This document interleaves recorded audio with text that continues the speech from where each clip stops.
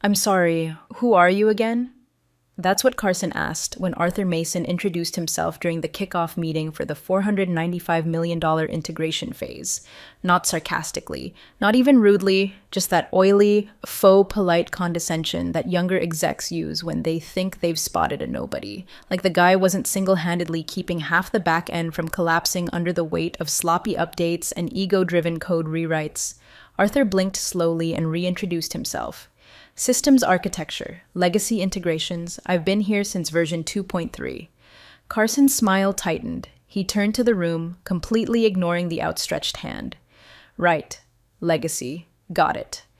That was the moment I started watching. I've been with this company 11 years. I know who builds and who postures. Arthur builds. Always has. The man documents like a monk and comments every line like it's going before Congress. You could hand a 5-year-old his repo and she'd spin up a secure sandbox in 30 minutes. But to Carson, who wore wireless earbuds in meetings and said things like fail faster, Arthur was just static, clutter, a remnant of some pre-cloud era. And in that moment, I saw Arthur tuck his expression behind a practiced nod, shuffle his notepad, and sit down without another word. Didn't defend himself, didn't argue, just observed. By the way, if you've been listening this far, go ahead and hit that subscribe button and like the video. 97% of people never do, but it really keeps us going, and trust me, you're gonna want to see how this one ends. Back to Arthur. After that meeting, I caught him once in the break room. He was microwaving something depressing, green beans and a turkey patty in a plastic container that looked like it had seen war. I made a joke about how he should apply to Carson's new integration team. He didn't even smile, just looked at me, real calm, and said, I already did, then walked out before the microwave even finished. Turns out Carson didn't just reject Arthur's internal application. He made a show of it, in front of the junior engineers. We need people who think in containers, not COBOL. I heard that secondhand, but knowing Carson, I believe it. He even had the gall to joke, again, in public. I don't care who you are, if you can't pivot, you can't play. I remember that one clearly because I saw Arthur standing 10 feet away, pretending to read the patch notes taped by the printer, not reacting, just listening. That same day, Carson hosted his first re-envisioning architecture workshop in the glass conference room like it was a TED Talk. Brought in consultants who used words like synergy mapping and backwards decoupling. Meanwhile, Arthur was sitting quietly in his cubicle, headset off, eyes scanning something on his secondary monitor. I passed behind him and caught a glimpse of it. Old contract PDFs, dated back to 2010. He was highlighting things. That's when I knew something was coming. Because Arthur doesn't make noise. He makes records. Every integration he ever touched was archived, time-stamped, and mirrored in 2 secure clouds. And that contract? The one he pulled up? That was from his original hire, when the company was still struggling to land Series B and his code literally kept the servers from setting themselves on fire. Back then, they offered him ownership stakes and sweeteners to keep him from jumping to Cisco. I know because I was there. And Arthur? Arthur never forgot a single clause. Carson, though, he didn't even know Arthur existed until that week. And by the time he did, well, let's just say you can't run a pitch off someone else's foundation and expect the foundation to stay quiet forever. I was 2 chairs down when it happened. Carson was reviewing internal applications for the integration lead role, right there in the open, like it was American Idol auditions and he was Simon Cowell. The room was full. Consultants, junior devs, one guy from PMO who never blinked. Arthur had submitted his interest formally, even attached a meticulous roadmap mapping existing modules to the buyer's tech stack. A gift, really. But Carson didn't even glance at it, just clicked the PDF, smirked, then spun his laptop around like he was unveiling a meme. This, he said, jabbing at the screen, is exactly the problem. Old school systems thinking. Every box here is a bottleneck waiting to happen. No one said a word. Carson leaned back in his chair, laced his fingers behind his head like a middle school bully who just dunked on the shy kid. You know what his proposed integration layer is built on? He asked, tone gleeful. Custom middleware with redundant logging. Redundant. This isn't 2008. I don't care who you are. You're not the future. He said that last part louder, like he wanted it to echo, like he wanted Arthur to hear it. Arthur was sitting near the coffee bar, thumbing through his moleskin, pretending not to listen. But I saw his jaw tick, just once. No retort, No eye stare, nothing performative. He closed the notebook, slid it into his bag, and left without spilling his coffee. Carson went right back to trashing other applicants like he was auditioning for a Netflix villain role. Later that day, I saw Arthur in the parking lot. He was standing by his car, not in it, just leaning against the passenger door with his phone in one hand and an old USB-C drive in the other. I only noticed because he dropped it, cursed, then picked it up and immediately started transferring files. Not panicked, deliberate, like he'd done this before. I went back inside and checked the internal HR portal. Arthur's application was already marked closed, not selected. Time-stamped 15 minutes after that meeting. No feedback, no comments, just closed. But something didn't add up. I checked the logs later that night, don't ask how, and found that Arthur had pulled several documents from our cold archive servers. Some were labeled founding contracts. Others were tagged under legal hold legacy folders from the pre-merger days, stuff I hadn't seen touched in years. He downloaded exactly 7 files. No more, no less. And just like that, I realized Arthur didn't leave that room defeated. He left recalibrating, adjusting something internal like an old Swiss watch winding back into sync. Carson thought he embarrassed a dinosaur. But dinosaurs don't vanish because they're old.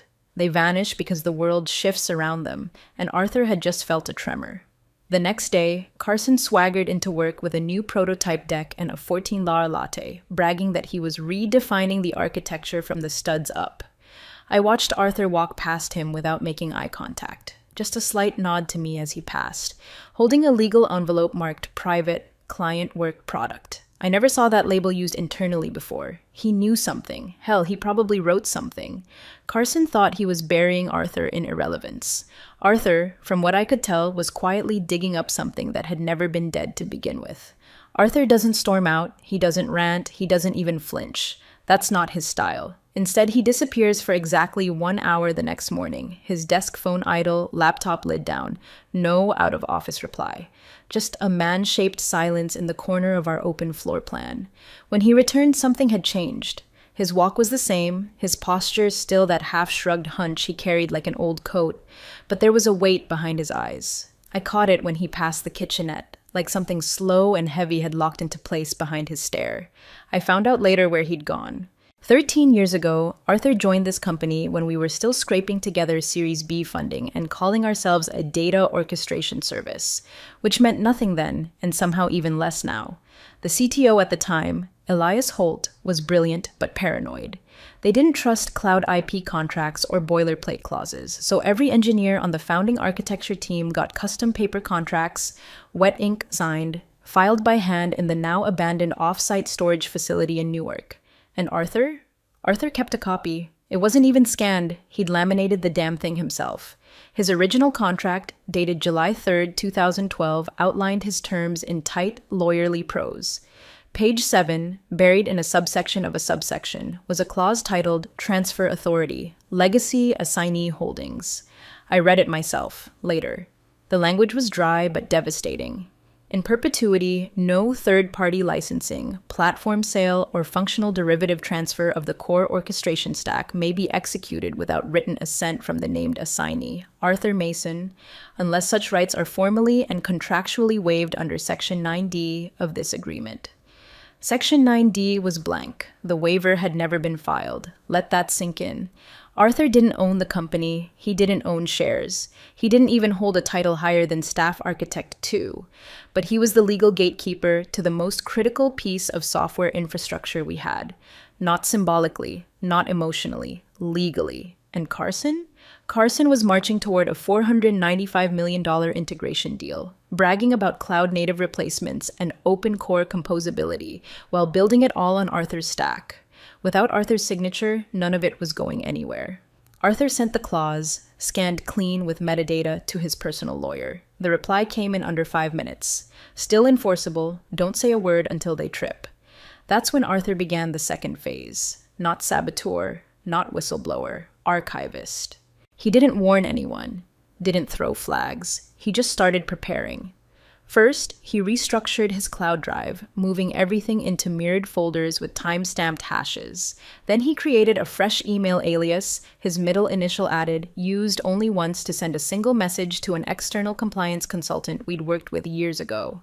The subject line read, "Confirming legacy compliance structure, Mason agreement." No follow-up. The next day, I saw him at the printer watching a 30-page document spool out. Legal headers, red pen notes in the margins, the kind of thing only someone who's both furious and forensic could generate. I asked what it was.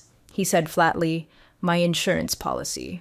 He didn't mean it metaphorically. At lunch, Carson strutted through the cafe with one of the consultants, laughing loudly about how he was gutting the sacred cows of our code base. I glanced at Arthur. He was sitting in the corner, eating cottage cheese and pineapple, calmly highlighting a paper copy of our current MSA with the acquiring firm. Section 11.4.3, I think. Rights of assignment. No one noticed but me. But I'll tell you this. There's a particular kind of quiet that only comes when someone's already made the kill shot. They're just waiting for the target to step into it. Arthur wasn't angry. He was ready. The first rehearsal started with a fog machine. Not metaphorically. Carson actually ordered a portable fog machine to add cinematic gravitas to the pitch stage he set up in Conference Room B. 2 folding tables pushed together, LED lights under the table lip, 1 massive screen for his vision deck, and a Spotify playlist full of corporate synthwave. I wish I were making that up. He brought in 3 junior engineers, 2 contract consultants, and 1 former college roommate who apparently now specialized in scaling distributed APIs, but couldn't explain the difference between a monolith and a middleware proxy when asked. They gathered like disciples at a startup sermon, whiteboards ready, ego fully inflated. Carson slapped architectural diagrams on the screen that looked like Arthur's blueprints, just stripped of every safeguard and comment that made them functional. "See this?" Carson crowed, circling a node labeled Session Merge Engine 2.0. "Legacy guy thought we needed a separate instance for each tenant group. That's wasted compute. We merge it all here. Simplify the logic." I nearly choked. That node? Arthur invented it. The naming convention, the buffering logic, the tenant cache flush algorithm, they were his. It wasn't a suggestion, it was a foundational design constraint. Rip it out and you compromise the whole thing.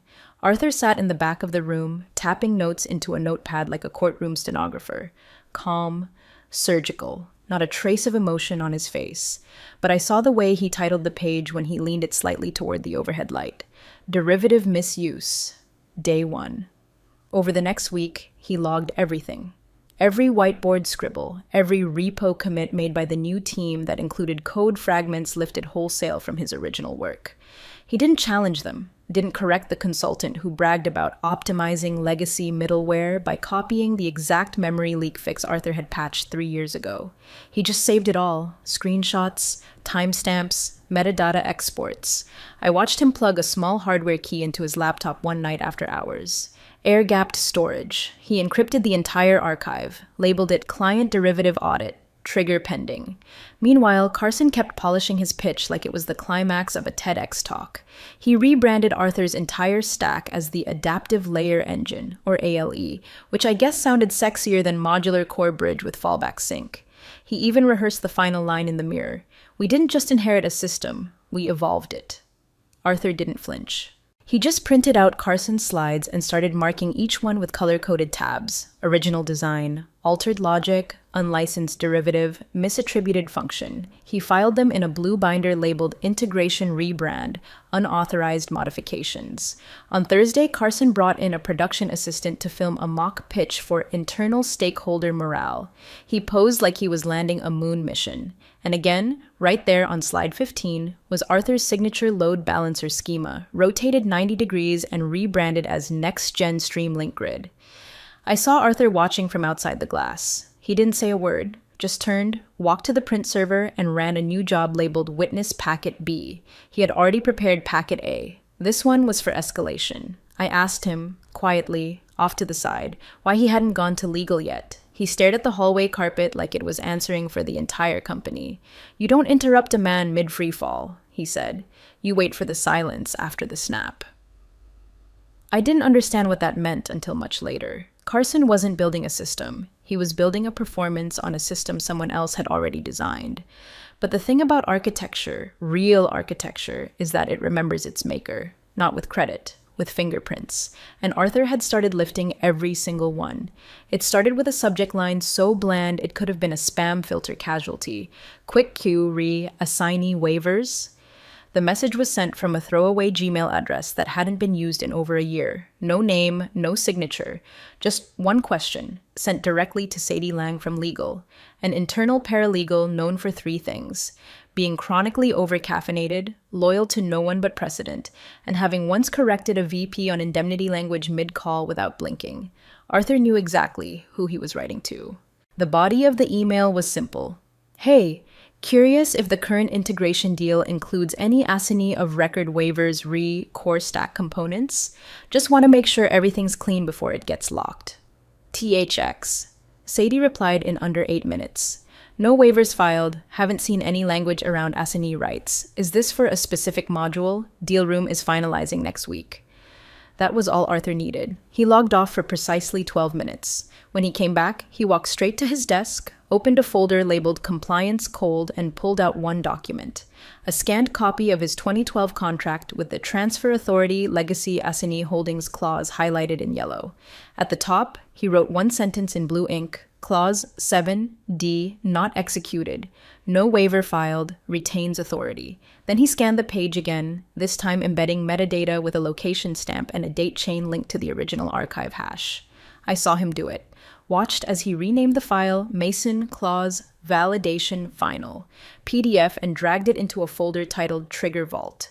5 minutes later, a new email left his inbox, not to legal, not to Carson, but to himself. Company email address from his private account. Subject: Legacy Clause Confirmation. Transfer Halt. FY25 Acquisition. Attachment: the clause file, fully timestamped. He CC'd his own manager, the general project inbox, and archived the thread with a digital read receipt request. He didn't say a word about it, didn't reference it in meetings, didn't correct Carson when he continued rehearsing phrases like full platform license transfer or end-to-end IP handoff. Just watched, waited. By Monday, Arthur had moved on to the next step. He opened a new spreadsheet. The tabs weren't named to-do or risks or notes. They were labeled Notice Window, Trigger Escrow, and Witness Path. Under Notice Window, he listed 3 dates: today's, the buyer's scheduled pitch, and something labeled Pull Deadline, Clause Enforcement. Next to each, he'd written initials. Sadie's was there, mine too. He was building a chain of custody, not for a product, for authority. When I finally asked him, after hours when the office was just buzzing with vending machine hum and half-dead fluorescent lights, what happens if they sign without the waiver? He didn't blink. They can't, he said. The architecture isn't theirs to give. I'm not blocking them. I'm protecting what exists. I asked if he was going to warn them. He looked down at his mug, black coffee, always cold by then, and said, I've already filed the warning. It's time-stamped. If they ignore it, it's willful breach. Not my fire, just my extinguisher. I didn't sleep that night, because I knew that once legal caught up, once that clause made it to someone with decision-making authority, the entire acquisition train would skid sideways. Carson had been building momentum, but all of it rested on borrowed ground. Arthur didn't shout, he didn't sabotage, he just laid the tripwire, marked it clearly, and stepped back. The boardroom smelled like new leather and panic perfume. Everything was white glove. Polished glass table, bottled water with monogrammed labels, minimalist floral centerpiece like a tech startup's idea of class.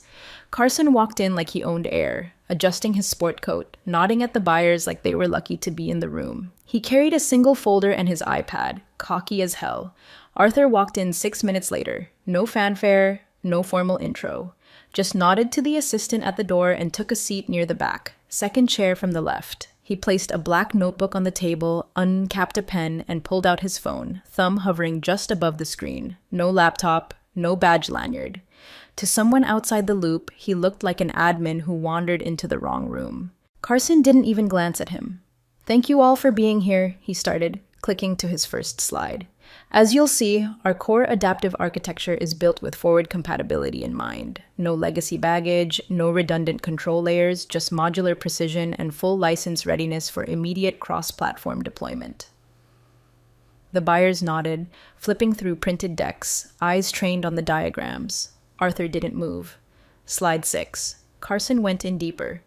Our session merge engine streamlines tenant data pools via a single rebalanced node, eliminating the need for costly fallback paths. Our team, he gestured vaguely toward the consultants, has rebuilt these systems from the ground up using scalable open core principles. Arthur blinked. He opened his phone. One tap brought up the legal thread. The clause file, Sadie's confused reply, the read receipts, the time-stamped self-email from 2 weeks ago, the paralegal's metadata log. He scrolled once, confirmed the header was intact, then forwarded it, quietly, without eye contact, to the company's outside counsel, Mitchell Rains. Subject, IP transfer violation risk, assignee not waived. He locked the screen, set the phone down, and wrote one note in his black notebook, 7D, executed via silence. Mitchell opened the email 3 minutes later. I know because I saw his eyes change. 1 second, he was halfway through nodding at Carson's licensing overview. The next, he was squinting at his screen, jaw clenched. He leaned toward the CEO and whispered something. The CEO stiffened. Carson kept talking. Slide 10 here outlines the full stack handoff to your systems team. As you can see, all backend operations will flow through what we're calling the Adaptive Layer Engine, or ALE, which is fully transferable under our current enterprise MSA. Excuse me, Mitchell said. Carson paused, blinked. Yes? Before we proceed, Mitchell said, voice low but firm, can you confirm who holds assignee of record status for the core orchestration stack? The room froze. Carson's mouth opened, but nothing came out. His eyes darted to the consultants, then to legal, then back. We integrated it into... I asked, Mitchell said, cutting cleanly, who holds assignee of record? Arthur raised his hand. Calm, no gloating, just raised it, palm out, like a man answering attendance in grade school. Mitchell turned to the buyers. We'll need to pause here. There appears to be an outstanding contractual clause that voids any transfer of core IP without this individual's written consent. Gasps weren't audible, but you could feel them. Carson looked like someone had unplugged his spine. He doesn't even work on the current platform team. He does now, the CEO snapped. The lead buyer frowned. So this hasn't been waived? The assignee wasn't even listed? No waiver filed, Mitchell confirmed, reading off the screen. No consent given. Clause 7D still binding. This entire section of the deal is invalid without his approval. Carson turned to Arthur. Finally, really saw him. Arthur didn't blink. He didn't smile. He just pulled a single sheet from his folder and slid it across the table to the CEO. It was a printed copy of the clause with his initials at the bottom and a sticky note that said, "For your records." He didn't say a word, because he didn't need to. The air in that room turned heavier than lead. Mitchell's eyes were still glued to Arthur's forwarded email, his screen casting a cold blue glare across his face as he scrolled. Twice, then once more. The attachments, the timestamps, the metadata trail, the digital read receipts, the lack of a waiver. It was all there, not even buried. Just ignored, forgotten, like Arthur himself. Mitchell leaned toward the CEO, voice low and urgent. We need to halt. Now. The CEO's head snapped up so fast his glasses slid halfway down his nose. What? I'm serious, Mitchell said. If this isn't paused immediately, we're looking at material misrepresentation. He's got assignee authority. Not theoretical, active, no waiver, no override. The room went still. Across the table, one of the buyers furrowed her brow and tilted her head. I'm sorry. What's going on? Carson stepped forward, smile a shade too wide. It's nothing serious. Probably just some legacy paperwork noise. We've modernized... Mitchell cut him off like a buzzsaw. It's not noise, it's a binding clause, and it's enforceable. I was sitting just behind Arthur, and I watched as he opened his notebook and calmly checked off a box labeled Transfer Intercept. Executed. Carson's face flushed a deep, raw red. Wait, what clause? What are you even...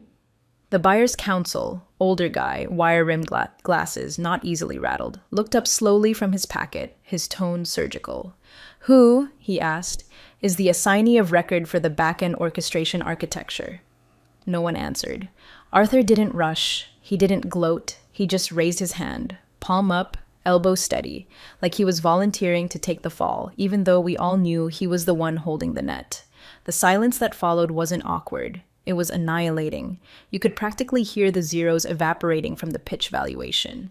One consultant coughed. The youngest engineer stared at the table like he could phase through it. And Carson? Carson looked like someone had just whispered that the brakes were out on a moving train. The CEO turned to Arthur, expression unreadable. Is this accurate? Arthur nodded once, then pulled a printed copy of his original contract from his folder again and slid it down the table toward him. Page 7, he said. First words he'd spoken all meeting. His voice was dry as a filing cabinet. Clause 7D, never waived, never reassigned. Still active, still mine. Carson lunged. We built the entire ALE framework on that stack. This was already integrated. Arthur didn't look at him, just sipped his water, then placed the glass neatly back on its coaster. I know, he said. One sentence. That's it. Not angry, not smug, just confirmation. Because this wasn't about revenge. This was about accuracy. The buyers began flipping through their packets. Legal teams whispered. One of them started highlighting entire paragraphs. Carson tried to explain, to pivot, to reassure, but his voice was unraveling. He had no idea what the clause even was, let alone how to spin around it. Mitchell finally leaned back in his chair, crossed his arms, and looked at Arthur with something like respect. Why didn't you come forward earlier? He asked. Arthur turned slightly, just enough to make eye contact. I did, he said. Check your inbox. 2 weeks ago. The buyer's counsel opened his phone, his face drained, and that's when it hit me. Arthur had never hidden anything. He hadn't plotted a takedown. He'd done exactly what the contract required. He had documented, disclosed, and waited. It wasn't his fault no one read what he sent. Cold satisfaction settled into the room like a storm that had already passed. The damage wasn't loud, but it was absolute. Carson had built an empire on someone else's foundation without ever checking the bedrock. And now that foundation had raised its hand and said, "That's mine." No anger, no vengeance. Just the sound of leverage being acknowledged and power returning to its original address. Carson didn't go quietly. Men like him never do. Within 15 minutes of the room cracking open from Arthur's raised hand, Carson started spinning. There has to be a waiver on file. He's been here for over a decade. There's no way he hasn't relinquished rights through internal systems. Everyone clicks through the updates. They're embedded in the tool chain now. Mitchell didn't even bother replying at first. He just pulled out a tablet, tapped 3 times, and turned it around to show the room. It displayed a list of signed amendments. Arthur's name wasn't on a single one. No click wraps, no explicit reassignment, no Section 9D override executed, Mitchell said. Then the hammer, which means Clause 7D is still binding, and you've used his code, name, and logic in every slide deck we've shown the buyers. The lead buyer leaned back in her chair, arms folded. We'll need to postpone due diligence until this is sorted. I'd like formal confirmation of IP licensing rights and transfer authority before our legal team moves forward. In other words, the $495 million deal was now in limbo. One man had silently frozen it mid-flight. The CEO's jaw clenched so tight I thought his molars might snap. He turned to Arthur. What do you want? Arthur didn't hesitate. I want formal equity participation, retroactive credit for derivative use, and a permanent licensing royalty tied to all future deployments of the orchestration layer. 10-year term minimum. And a title change. No ceremony needed, just accuracy. His voice didn't rise. He didn't flex. It was just policy. And he said it all while flipping calmly to a tab in his notebook labeled Post-Trigger Terms. Carson exploded. This is extortion, he shouted, rising halfway from his seat. We've modernized everything. You can't just insert yourself into this deal because you hung around long enough to find an old contract. Mitchell raised a hand. Sit down. Carson froze. Mitchell turned to the CEO. Legally speaking, Mr. Mason's rights are not only valid, they're foundational. You built on his architecture. You presented it as yours. You tied the licensing to code that is bound by a clause you never nullified. This isn't insertion, it's restoration. Arthur said nothing, just slid a printed draft of his requested terms down the table. No logo, just text. Clean, precise, inevitable. The CEO took the document, skimmed it, then signaled to his assistant. Carson, you're off the deal. Effective immediately. HR will contact you about transition logistics. Carson's face drained. You're firing me? No, the CEO said, not looking at him. I'm putting you under internal transition review. You'll be contacted by governance and compliance. Don't speak to the buyers, don't speak to legal, don't speak to Arthur. He didn't say, "Don't speak to me," but the silence after said it loud enough. Carson stood there for a second, processing the collapse. His empire, the meetings, the whiteboards, the consultants, the sizzle reels was gone. Because he'd treated the foundation like scenery. Because he'd never once stopped to ask, who built this? And Arthur? He gathered his folder. Didn't rush, didn't gloat, just tucked everything into his bag, clicked the clasp, and stood. As he passed the buyer's counsel, he offered a small nod. "When you're ready to talk real terms, I'll be available." The buyer smiled. "We'll be in touch." It wasn't revenge, it wasn't triumph, it was correction. The deal hadn't died. It had just been handed back to the person it never should have moved without. And Carson? He sat back down, hollow-eyed, staring at the chair Arthur had just vacated like it might still give him another chance. But there are no second chances when the code owns you, and the coder remembers. 2 weeks later, the new agreement was signed. There was no press release, no champagne in the kitchen, just a short, unceremonious email from legal with the subject line, "Fully executed, FY25 Platform Licensing Agreement."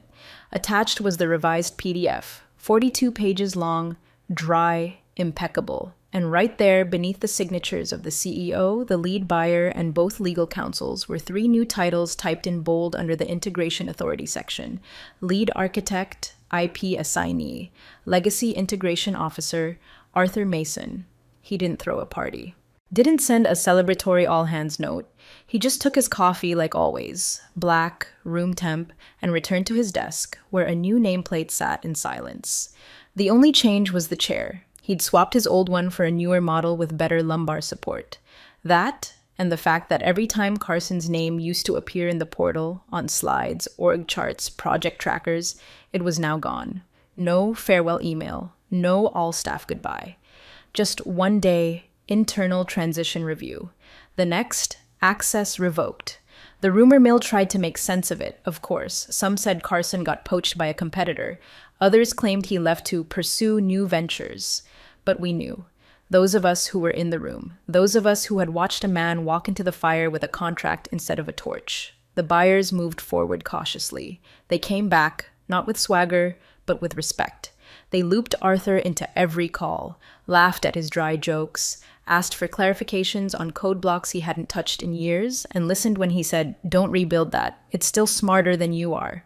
They offered him a spotlight, a keynote at the merger announcement, a video tribute to the visionary behind the engine. He declined, said it felt like putting a hat on a hammer, said systems weren't built for applause.